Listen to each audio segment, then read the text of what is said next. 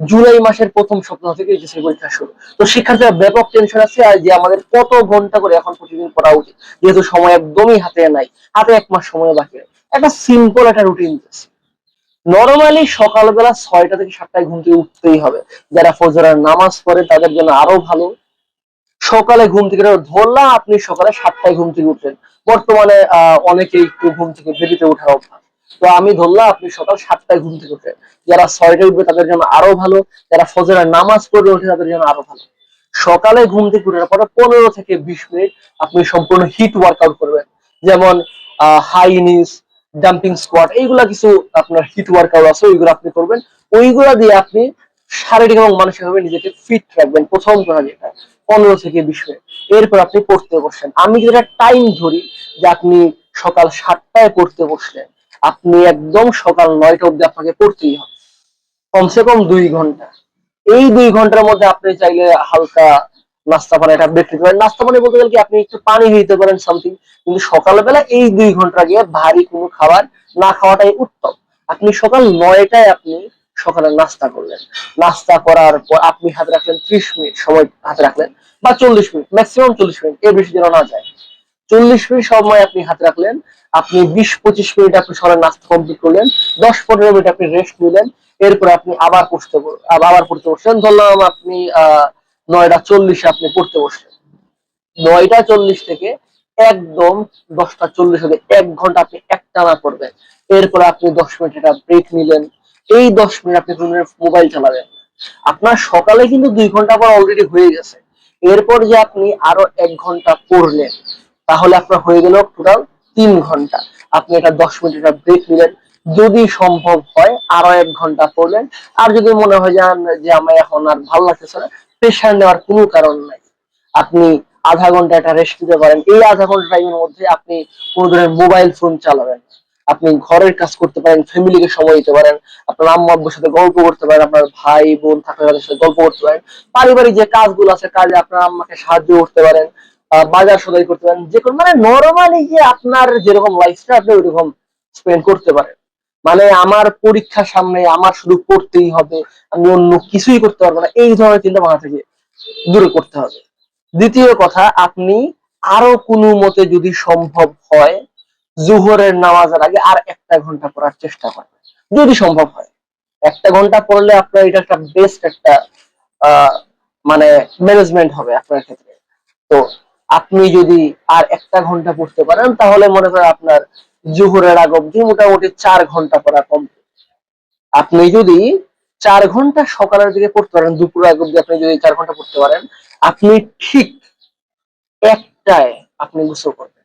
দুপুরের গোসল শেষ করার ঠিক 1টায়। এরপর আপনি গোসল করার পর আপনার পড়তে বসার দরকার নাই। আপনি আহ নামাজের জন্য রেডি হন। যারা মুসলিম তারা নামাজের জন্য রেডি হন, যারা হিন্দু আছেন তারা রেস্ট নিলেন বা অন্যান্য কাজ করেন, প্রার্থনা আছে প্রার্থনা করলেন। মোটামুটি লেখাপড়ার পাশাপাশি ঘরের অন্যান্য যে কাজ আছে, এরপর আপনার যে প্রার্থনার যে বিষয়গুলো আছে ওইগুলা যেন কোনো মতে মিস না যায়। আপনি ঠিক 2:30টার ভিতরে আপনার লাঞ্চ কমপ্লিট করতে হবে, ঠিক 2:30টার মধ্যে। আপনি এরপর পড়তে বসলেন। আপনি যদি 2টার দিকে খাবার খাইতে, দুপুরে খাবার খাইতে বসেন, লাঞ্চ করতে বসেন, আপনি 2:30টার মধ্যে আপনি খাবার খাওয়া শেষ করবেন। মানে আপনার যেন খাওয়া দাওয়া কমপ্লিট করতে 30 মিনিটের বেশি সময় না লাগে। আপনি 10 মিনিট এক্সট্রা রেস্ট নিতে পারেন, ওইটা হচ্ছে অন্য কথা। কিন্তু খাওয়ার সময় ভুলেও মোবাইল ফোন দেখা, টিভি দেখা এইগুলো থেকে সম্পূর্ণ বিরত থাকবেন। এরপর আপনি বিকাল 3টা বা আপনি 2:30 যখন আপনি পড়তে বসেন, আপনি 1 থেকে 1.5 ঘন্টা, আপনি যদি 2:30টায় পড়তে বসেন আপনি 1 টানা 1.5 ঘন্টা পড়লেন। আপনি যদি 3টায় পড়তে বসেন আপনি 1 টানা 4:30 অব্দি আপনি পড়লেন। শুধুমাত্র পড়াই না, লেখালেখির যে বিষয়গুলো আছে এগুলো খুব বেশি ইম্পর্টেন্ট। আপনি পড়ার পাশাপাশি লেখাটা একটু বেশি লেখেন, যেহেতু আপনার হাতে সময় এখন একদমই কম। আপনি লেখার দিকে একটু মনোযোগটা বেশি দেন। পড়ার চেয়ে লেখাটা উত্তম। আপনি পড়লেন যতটুকু, এর থেকে একটু বেশি আপনার লিখতে হবে, লেখার দিকে আপনার সময় বেশি দিতে হবে। তো আপনার কতক্ষণ হলো? দুপুরের দিকে আপনি 4 ঘন্টা পড়ে ফেললেন, এরপর আপনি 1.5 ঘন্টার পরে আপনার কিন্তু 5.5 ঘন্টা কমপ্লিট। এরপর আসরের আজান থেকে আপনি একদমই পড়তে বসবেন না। আসরের আজানের পর আপনি নামাজ পড়লেন, যারা হিন্দু আছেন তারা মাঠে চলে গেলেন, আর যারা মুসলিম আছেন তারা নামাজ পড়ে তারা মাঠে চলে গেলেন। মাগরিবের নামাজ অব্দি, মাগরিবের ওয়াক্ত অব্দি আপনারা খেলাধুলা করলেন। খেলাধুলা করতে হবে মাস্ট। আপনারা যদি খেলাধুলা না করেন তাহলে একটা সমস্যা, যে একটা একঘেয়েমি চলে আসে, যে ভালো লাগে না, কিছু ভালো লাগে না, মানুষের একটা অবসাদ চলে আসে। খেলাধুলা করতে হবে, আপনি ফুটবল খেলতে পারেন, ক্রিকেট খেলতে পারেন, যা ইচ্ছা তাই আপনি খেলাধুলা করলেন। আপনি মাগরিবের নামাজ পড়তে বসেন, যারা হিন্দু আছেন বা অন্যান্য ধর্মের আছেন তারা আহ মানে সন্ধ্যার দিকে পড়তে বসেন একদম রাত 9টা অব্দি আপনি পড়বেন। যারা মুসলিম আছেন তারা এশা নামাজের জন্য একটা বিরতি দিবেন এবং চেষ্টা করবেন জামাতের সহিত নামাজটা পড়ার একটা চেষ্টা করবেন। তো এরপর আপনি আহ নামাজ কালাম পড়ার পর আপনি আবার পড়তে বসলেন। 5 মিনিট চাইলে একটু রেস্ট নিতে পারেন, তবে মোবাইল ফোন থেকে অবশ্যই বিরত থাকবেন।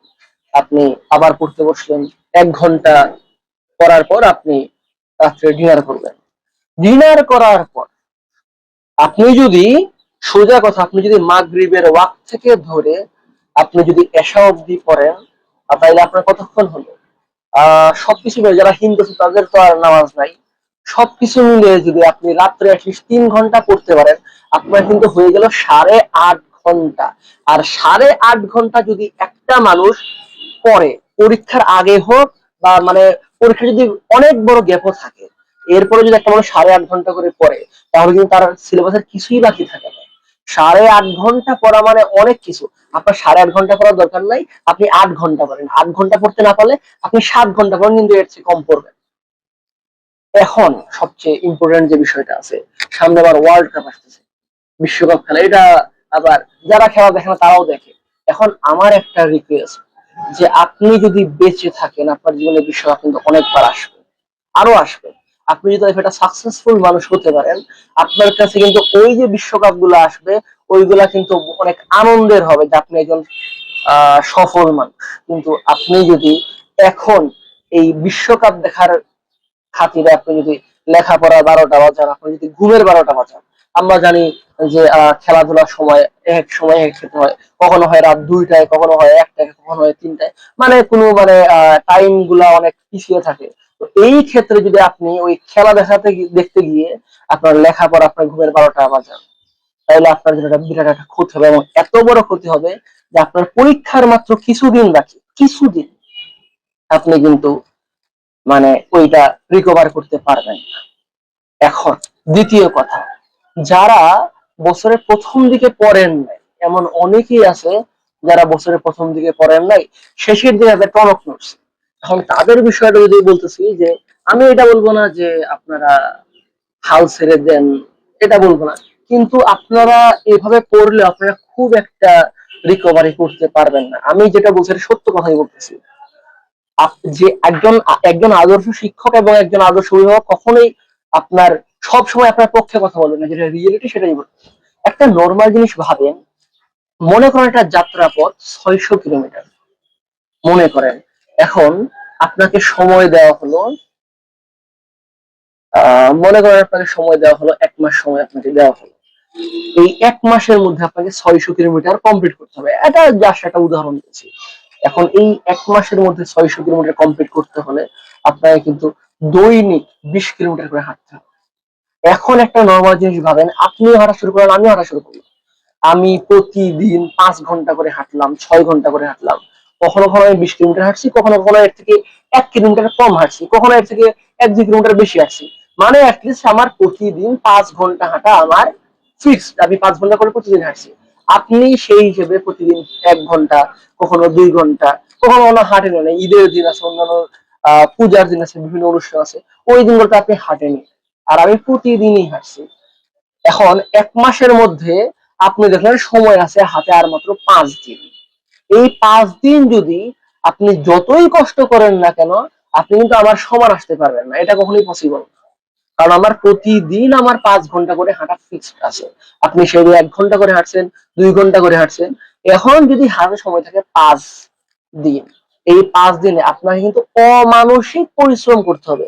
এই অমানসিক পরিশ্রম করার পরে আপনি কি আমার কাতারে পৌঁছতে পারবেন না, কোনো গ্যারান্টি নাই। বেশিরভাগ ক্ষেত্রে আপনি মানে না পৌঁছানোর চান্সটাই সবচেয়ে বেশি। তো যারা মানে 2 বছরের সিলেবাস আপনি 1 মাসে কমপ্লিট করতে পারবে না, 2 মাসে কমপ্লিট করতে পারবে না, এটাই স্বাভাবিক। যে 2 বছর যাবতই পড়ছে, যে কখনোই সময় নষ্ট করে না, যে সারা বছরই পড়ছে, সে আপনি যদি এখন একদম জান লাগাইও পারেন, একদম আপনি যে তার কাতারে চলেছেন এমনটা বলা যায়। এখন আপনি যে পড়বেন না এমনটা, আপনি পড়বেন, অবশ্যই পড়বেন। 8 ঘন্টা, 6 ঘন্টা, 7 ঘন্টা, আপনি কমসে কম 7 ঘন্টা পড়া কন্টিনিউ রাখেন, মোবাইল চালানোটা সম্পূর্ণ বাতিল করে দেন। এখন মোবাইলের ক্ষেত্রে আমার একটা সাজেশন থাকবে যে মোবাইল সর্বোচ্চ যারা মোবাইল চালান, মোবাইলে এখন আমি কেন এটা বাতিল করতেছি না, কারণ হচ্ছে অনেকে মোবাইলে আবার অনেক কিছু দেখেন বলতে গেলে কি কিছু সাজেশনের ক্ষেত্রে মোবাইল দেখেন, ট্রান্সলেশনের ক্ষেত্রে মোবাইল দেখেন, বা বিভিন্ন লেখাপড়ার খাতিরে আপনার মোবাইল দেখেন। তো এইসব আমি বলবো আপনার যেন ম্যাক্সিমাম স্ক্রিন টাইম 2 ঘন্টা বেশি যেন কখনোই না যায়। 2 ঘন্টা স্ক্রিন টাইম কিন্তু অনেকক্ষণ। এই 2 ঘন্টা যেন ম্যাক্সিমাম, হ্যাঁ, আপনি যতটুকু পারেন এর চেয়ে কমাবেন। 1 ঘন্টা 30 মিনিট সম্ভব হলে আপনি মোবাইল চালাবেনই না, এটা আরো বেটার, কিন্তু এর বেশি যেন না যায়। তো সামনে এইচএসসি পরীক্ষা, সবার জন্য শুভকামনা রইল। অবশ্যই লেখাপড়ার দিকে মনোযোগী হবে। যদি আপনার মনে হয় যে 8 ঘন্টা 7 ঘন্টা পড়া এখন আমার কাছে খুব প্রেশার তৈরি করছে, এখন কিন্তু আর সময় বেশি নাই। মানে মোটামুটি সবারই সিলেবাস কমপ্লিট, অনেকে আবার 2-3 বার রিভিশনও দিয়ে ফেলছে। তো এই ক্ষেত্রে 8 ঘন্টা যদি আপনি 5 ঘন্টা যদি আপনি পড়েন তাইলেও কোনো সমস্যা নাই। তবে একটা সাজেশন থাকবে, এখন সময় কম, আপনি নতুন করে নতুন কিছু শিখতে যাবেন না, কারণ এখন যদি আপনি নতুন করে নতুন কিছু শিখতে যান, ওই একটা সময় লাগবে, ওই সময়ে কিন্তু আপনি অন্য কিছু রিভিশন দিতে পারবেন। এরপর আপনি নতুন কিছু প্রপারলি শিখতে পারবেন কিনা এটার কোনো নিশ্চয়তা নাই, যেহেতু সময় একদমই কম। আর দ্বিতীয় কথা, লেখাপড়ার ক্ষেত্রে লেখাপড়া ঠিক রাখতে হলে খেলাধুলা, খাওয়া, ঘুম, নামাজ, অন্যান্য যে প্রার্থনা আছে সবগুলো ঠিক রাখতে হবে। আপনি নর্মালি লাইফস্টাইল লিড করেন, হ্যাঁ, আপনার একদমই মানে পাগল হয়ে যেতে হবে, নিজেকে একদম দরজার ভিতরে একদম বদ্ধ করে আবদ্ধ করে ফেলবে এমন কোনো কিছুই নাই। আপনি নর্মালি 8 ঘন্টা, এর চেয়ে 8 ঘন্টা যদি অনেকের কাছে কঠিন মনে হয়, আপনি 7 ঘন্টা করেন। 7 ঘন্টা যদি আপনার কাছে কঠিন মনে হয়, আপনি 6 ঘন্টা করেন। এটা তাদের ক্ষেত্রে যারা সিলেবাস কমপ্লিট করে ফেলছেন তাদের ক্ষেত্রে। তারা আপনারা যদি 6 ঘন্টা করে পড়েন, আমি আমার স্টুডেন্টকে আমি 6 ঘন্টা পড়ার সাজেশন দিচ্ছি, তো সে অবাক হচ্ছে 6 ঘন্টা পরে কি আমি কমপ্লিট করতে পারবো? আমি বলছি তুমি নিজেই কমপ্লিট করতে পারবে, কারণ তার আগে আর পড়া আছে, যারা আগে থেকে পড়ে রাখছে তাদের জন্য 6 ঘন্টা পড়াটাই এনাফ। বিকালে খেলাধুলাটা ঠিক রাখেন, নামাজ কালাম ঠিক রাখেন, পরিবারকে সময় দেন, বাজার সদাই করেন, মানে পরিবার যে দায়িত্বগুলো আপনার প্রতি আছে ওইগুলো আপনি এই রুটিনে যদি আপনি মানেন, আপনি সবকিছুই কিন্তু করতে পারবেন। মোবাইলের স্ক্রিন টাইমটা যতটুকু পারেন কমাবেন, সম্ভব হলে মোবাইলটাই অফ করে দিবেন। আর এই বছরের জন্য ওয়ার্ল্ড কাপটা থেকে একটু নিজেকে দূরে রাখবেন। আপনি খেলা দেখেন নিষেধ, কিন্তু নিজেকে নিয়ন্ত্রণ করবেন যে আমাকে সব খেলা দেখতেই হবে এমনটা না। নিজেকে নিয়ন্ত্রণ করে যে সময়টা আপনি দেখতে পারবেন, অথবা আপনি এই বছরটার জন্য আপনি শুধুমাত্র রেজাল্ট দেখেন, খেলার রেজাল্ট কি হলো, কোন দল জিতছে, এরকম আপনাদের পুরো ম্যাচ দেখতে হবে। এই বছরটা আপনি পুরো ম্যাচ না দেখলে আপনার কোনো সমস্যা নেই, কিন্তু এই বছর যদি আপনি এই ম্যাচটা খারাপ করেন, আপনার জন্য একটা বিরাট একটা সমস্যা হয়ে দাঁড়াবে। যদি আপনি লেখাপড়া কন্টিনিউ করতে চান, আপনি যদি ভালো একটা চাকরি চান, তাহলে আপনাকে একটা ভালো ভার্সিটিতেও চান্স পেতে হবে, এটা আপনাকে মনে রাখতে হবে। তো সবার জন্য শুভকামনা রইল, দোয়া রইল, আশীর্বাদ রইল। সবাই ভালো থাকবেন, আর আমার জন্য দোয়া করবেন।